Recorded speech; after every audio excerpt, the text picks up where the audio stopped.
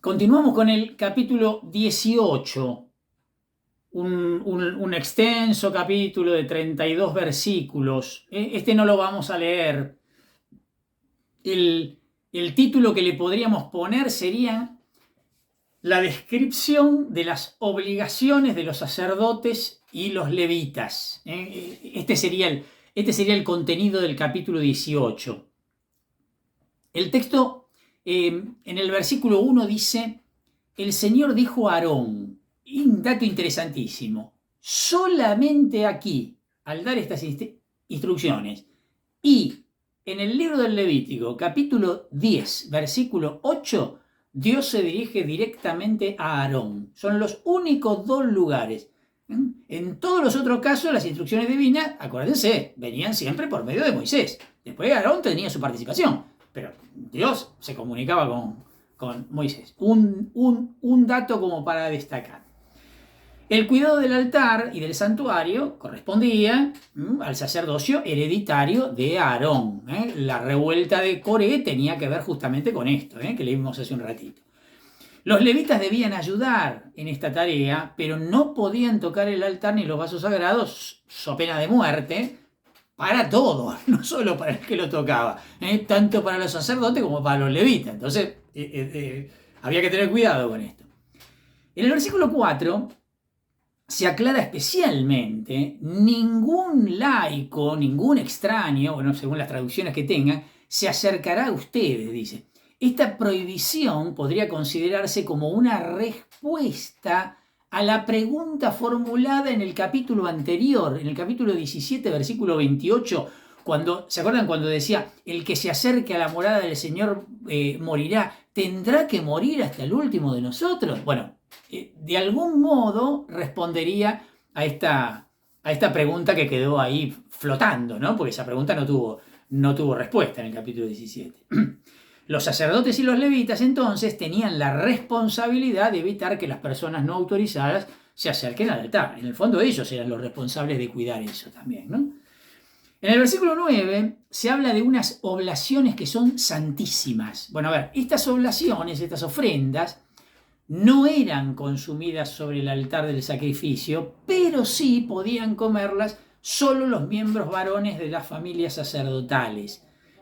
El resto de las ofrendas, tal como da a entender el versículo 11, las podían comer los sacerdotes, sus mujeres y todos los miembros de su familia, siempre, bueno, esto por supuesto que no tuvieran impureza ritual, ¿no? Porque esa comida formaba parte del rito.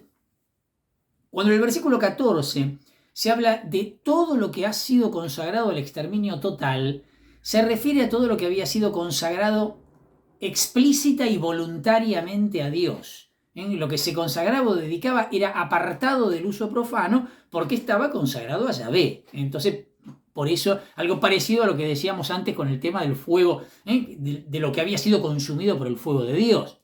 Había estado en contacto con lo divino, por eso quedaba consagrado.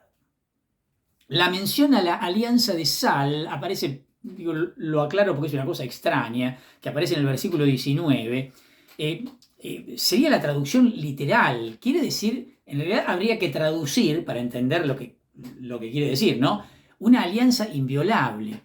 ¿De dónde viene esto? El uso de la sal como signo de inviolabilidad se debe a la creencia de que los seres humanos se hallaban mutuamente vinculados cuando tomaban sal en común, o también a la idea de que la sal era un medio de conservación y por lo tanto se la significaba como indicando la perpetuidad, simbólicamente, por supuesto, ¿no?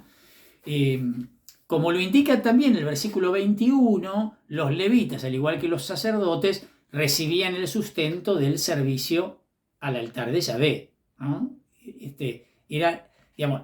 Era el trabajo de ellos. Entonces, evidentemente, vivían de ese trabajo. El sustento lo recibían de estos sacrificios.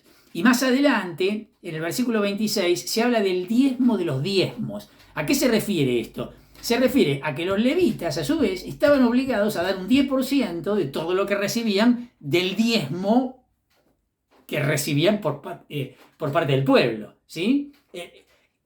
Todo el pueblo daba el diezmo para el templo, bueno, en este caso para el tabernáculo, ¿no? Bueno, pero de eso que podían participar los sacerdotes y los levitas, ellos a su vez tenían que reservar el 10% de eso.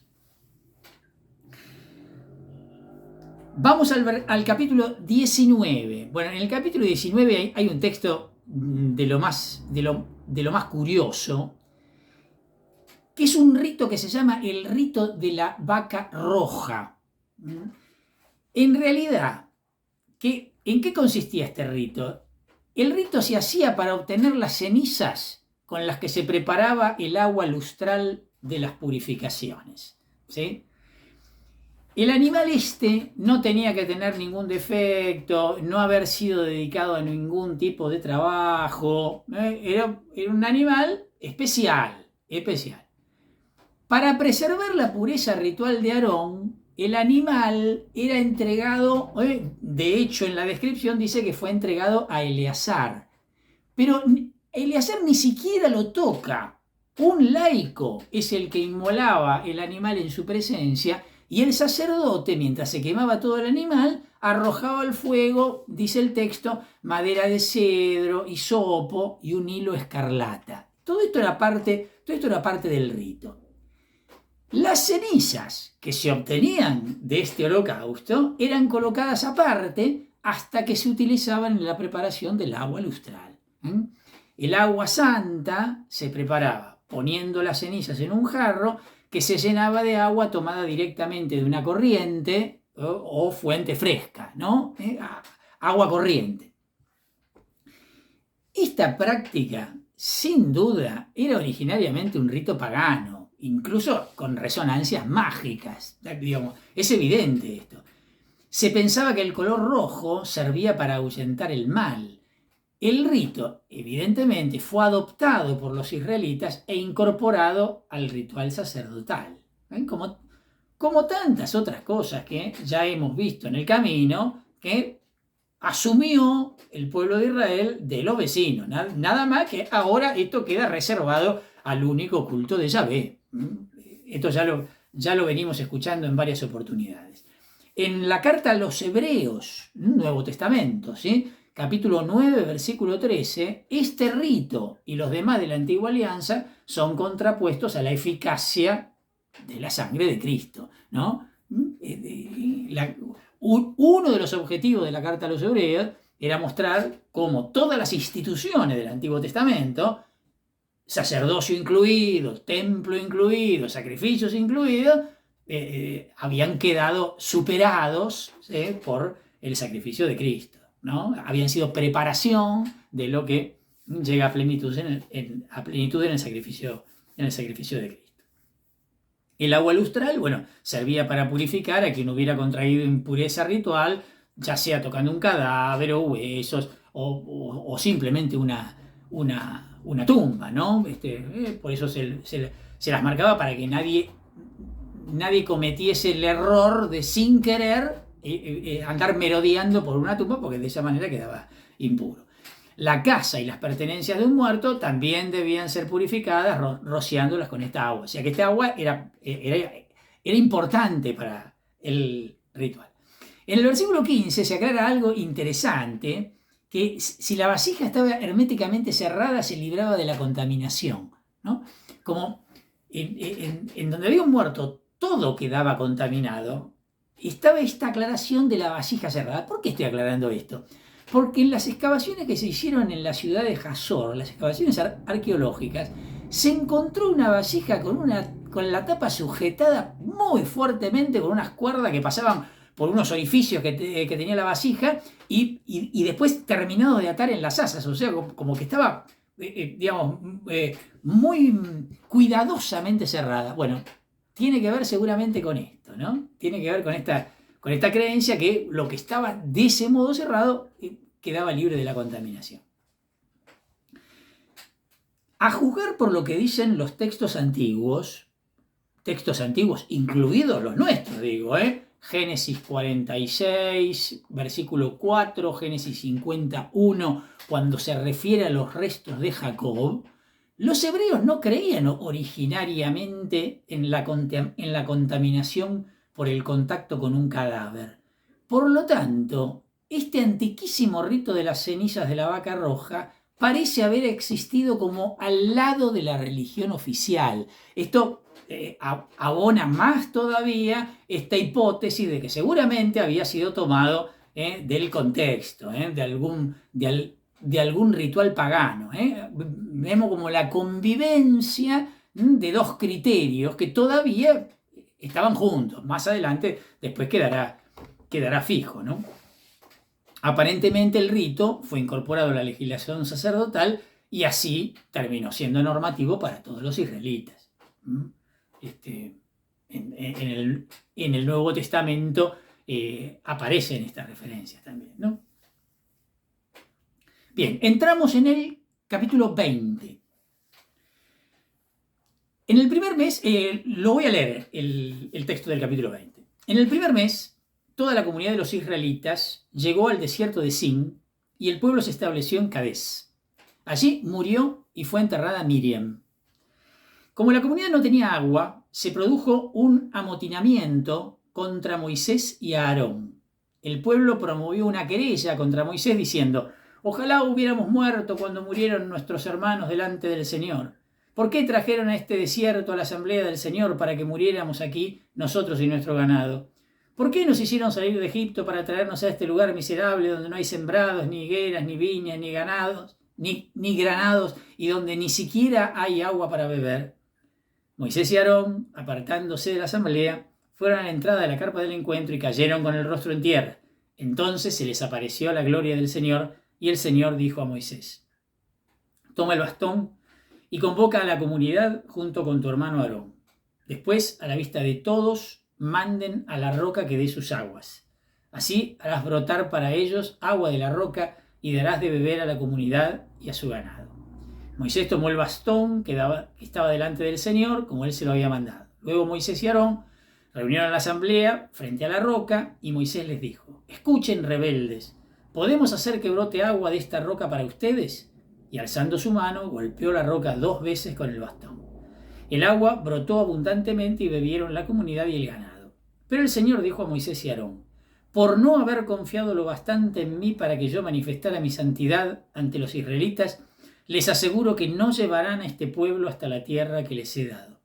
Estas son las aguas de Meribá», que significa querella, donde los israelitas promovieron una querella contra el Señor y con las que él manifestó su santidad. Moisés envió desde Cadés unos mensajeros al rey de Edom con esta propuesta: «Así habla tu hermano Israel. Tú conoces todas las dificultades con que hemos tropezado. Nuestros antepasados bajaron a Egipto y allí estuvimos durante mucho tiempo. Los egipcios nos trataron duramente a nosotros y a nuestros antepasados. Pero pedimos auxilio al Señor y Él escuchó nuestra voz y nos envió un ángel que nos sacó de Egipto. Ahora estamos en Cadés, la población que está al borde de tu territorio. Déjanos pasar por tu país. No cruzaremos por los campos ni por los viñedos, ni beberemos agua de los pozos. Iremos solamente por el camino principal sin desviarnos ni a la derecha ni a la izquierda hasta que hayamos atravesado tu territorio». Pero Edom les respondió: «Ustedes no pasarán por aquí. Si lo hacen, saldré contra ustedes espada en mano». Los israelitas les respondieron: «Iremos por la ruta, y si nosotros o nuestro ganado llegamos a beber agua, te la pagaremos. Solo queremos pasar a pie. Es una cosa insignificante». Pero ellos respondieron: «No pasarán». Y Edom salió a atacarlos con una tropa numerosa y bien armada. Y Edom impidió que los israelitas pasaran por su territorio. Ellos dieron un rodeo. Toda la comunidad partió de Cadés y los israelitas llegaron al monte Hor. En el monte Hor, que está en la frontera de Edom, el Señor dijo a Moisés y a Aarón: «Que Aarón vaya a reunirse con los suyos, porque él no entrará en la tierra que yo di a los israelitas, ya que ustedes se rebelaron contra mis órdenes junto a las aguas de Meribá. Toma a Aarón y a su hijo Eleazar y llévalos al monte Hor. Allí despojarás a Aarón de sus vestiduras y se las pondrás a su hijo Eleazar. Entonces Aarón se reunirá con los suyos, porque allí morirá. Moisés hizo lo que el Señor le había mandado. Él, Aarón y su hijo Eleazar subieron al monte Hor a la vista de toda la comunidad. Luego Moisés quitó las vestiduras a Aarón y se las puso a su hijo Eleazar. Aarón murió en la cima de la montaña. Cuando Moisés y Eleazar bajaron de la montaña, toda la comunidad supo que Aarón había muerto, y todo Israel lloró a Aarón durante 30 días. Bueno, se retoma de alguna manera, después de tanta interrupción, el tema de la narración.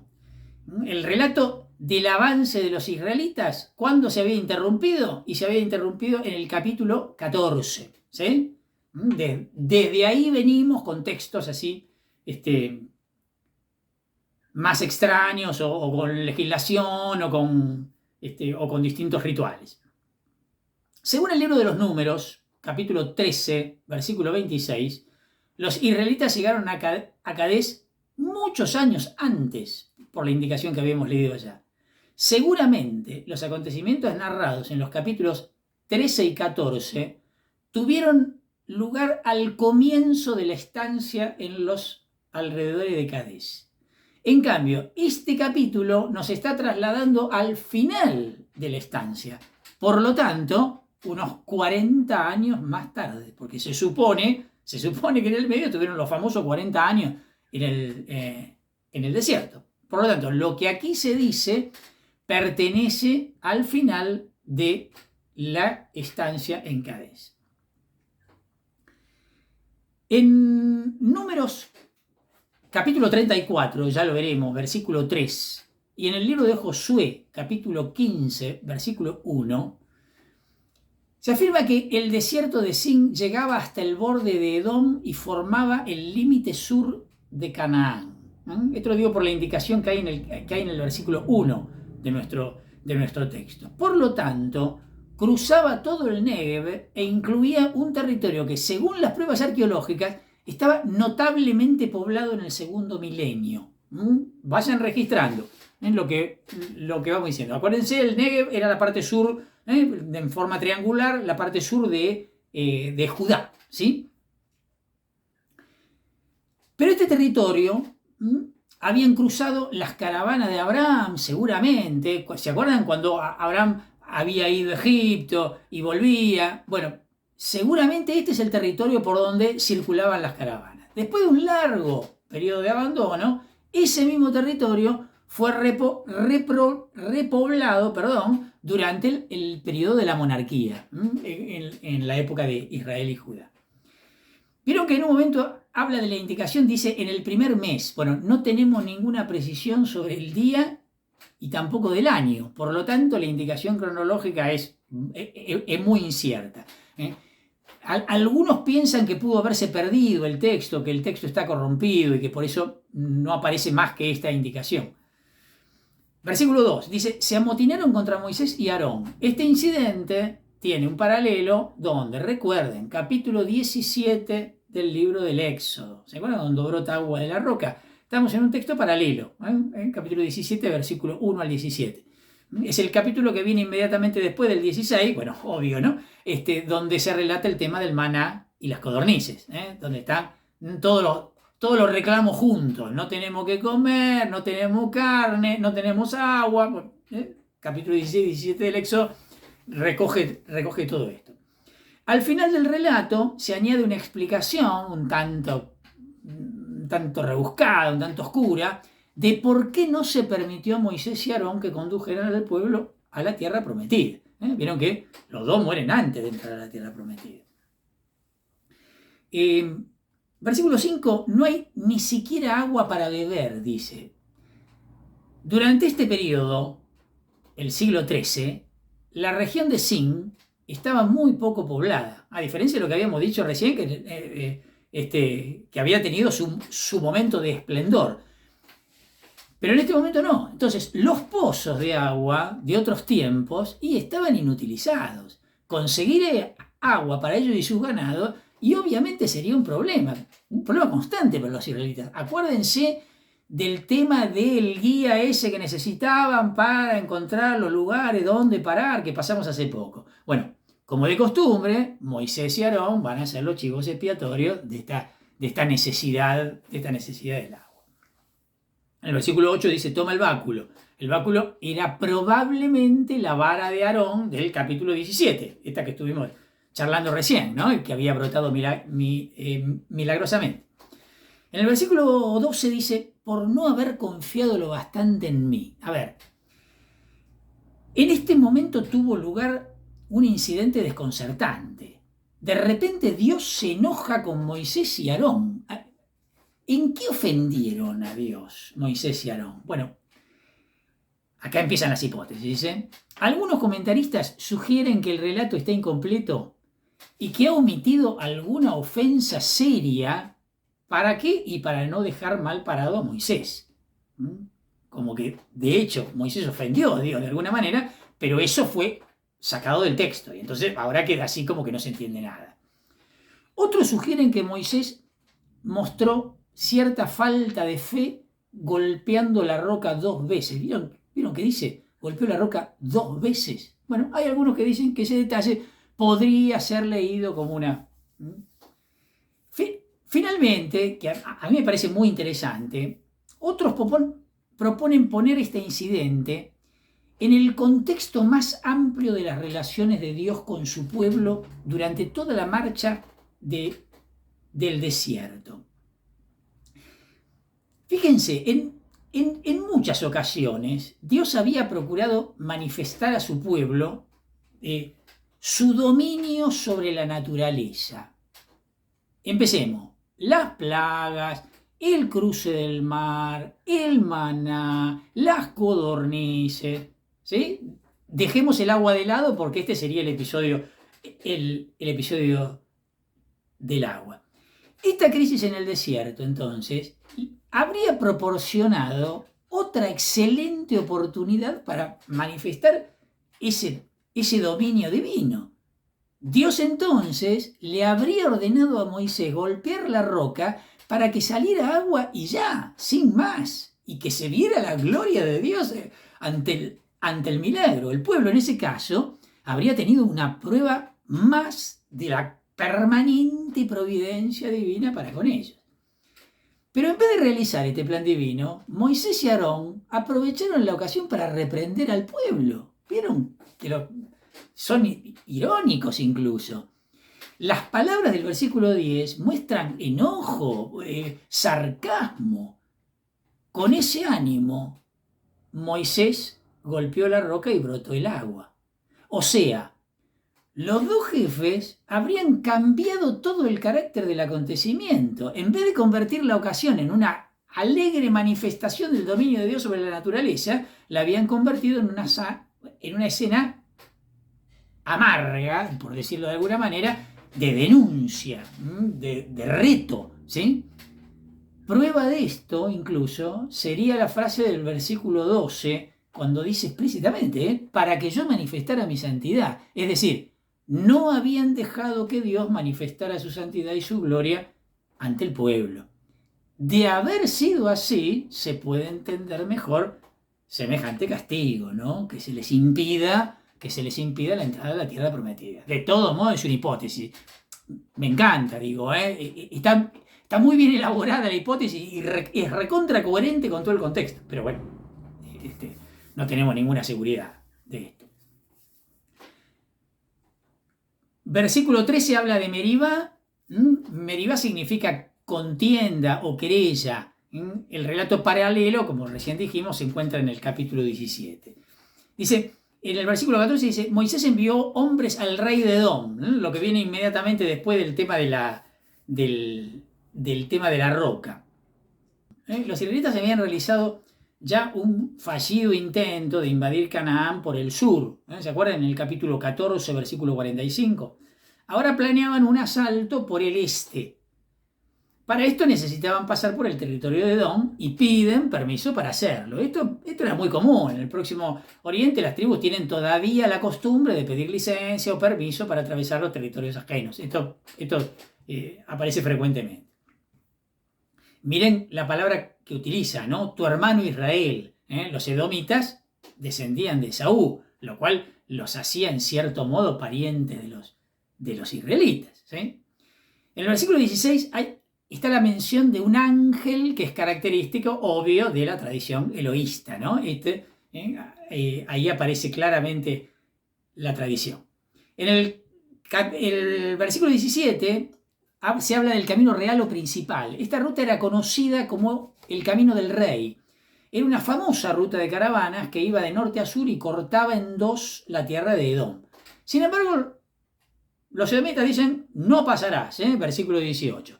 La respuesta de Edom fue breve y tajante, ¿sí? Al punto que movilizó, como dice, una fuerza importante y lo obligó a Israel a rodear su país. Versículo 22 dice, toda la comunidad de Israel llegó al monte Hor. El lugar es de difícil localización, dudosa, no se sabe muy bien a qué se refiere. En el versículo 26 dice, quitó a Aarón sus vestiduras. Bueno, la acción simbólica está bastante clara, ¿no? Significaba la transferencia del poder sacerdotal de Aarón a su hijo, ¿no? Según la mentalidad semita, los vestidos formaban realmente parte de la personalidad del hombre. Entonces, al recibirlos, Eleazar heredaría las características sacerdotales de Aarón. Versículo 28, el signo para el pueblo de que Aarón había muerto era el retorno de Moisés con Eleazar con la ropa de su padre. ¿Sí? Está clarísimo esto. Y en el versículo 29 se habla de los 30 días, el duelo por Moisés. Más adelante, en el libro del Deuteronomio, capítulo 34, versículo 8, vamos a ver que también duró 30 días.